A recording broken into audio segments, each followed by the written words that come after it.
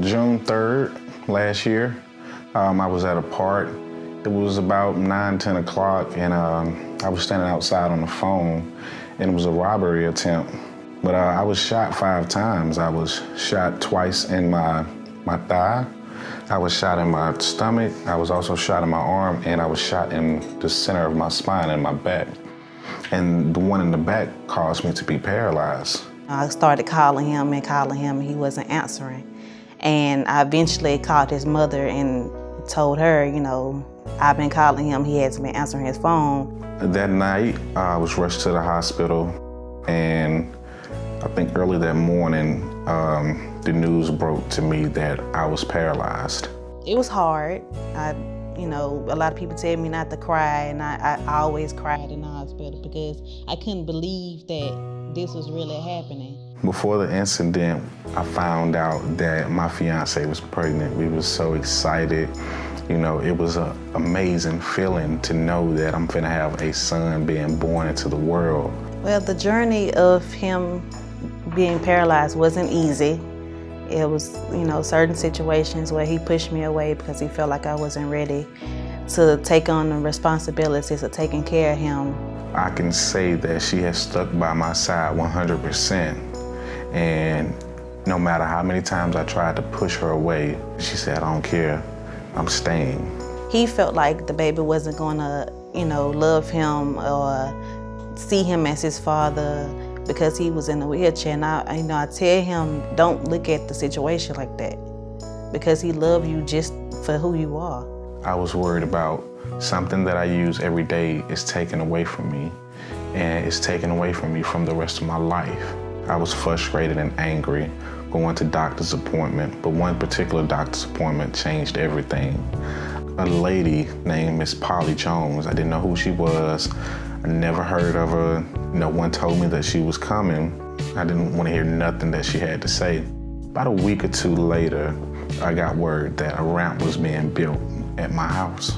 And from then on was a life-changing event for me with my relationship with the Alabama Department of Rehab Services. It was amazing. He's lost his mobility, he's had a baby, he's moved out of his mother's house, he's employed. All of these things, he could have responded so differently. Alabama Department of Rehab Services is my family. If I call anybody at that office that knows me and I tell them my problem and what's going on, they're gonna make sure, it's taken care of. They are my go-to, people. Well, we've gotten him on personal choice, and that has afforded him the home he has now. That's a real game changer right there. It's one of the best opportunities that people with disabilities have. He has a vocational rehab counselor, Ms. James, and if he plots his goal for what career path he wants, vocational rehab can help him with that. But his words to me with Ms. James, I just want to work. I got a baby I need to take care of. I want to go to work.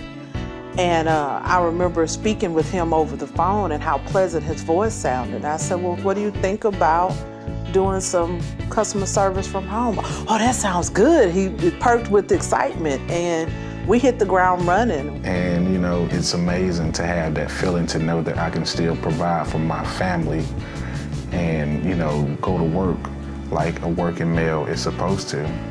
VR purchased the computer and desk and headset for him to be able to work from home, and he's actually approaching closure. He has done a substantial job in reaching his goals, going ahead, moving along, and doing what we asked him to do in a very timely manner. So it was a pleasure working with Ronald.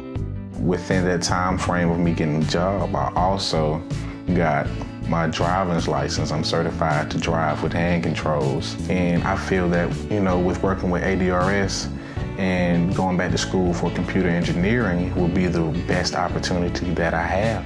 I am so proud of him. I am. Because he could have stayed in that mindset, mad, angry, upset, thinking, why me? But look at him. He's a very proud daddy and doing things to take care of his family.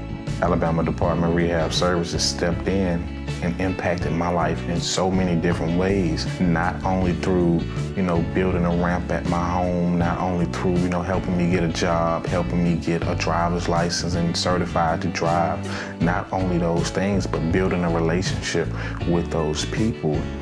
Honestly, where do I see myself, without Alabama Department of Rehab Services?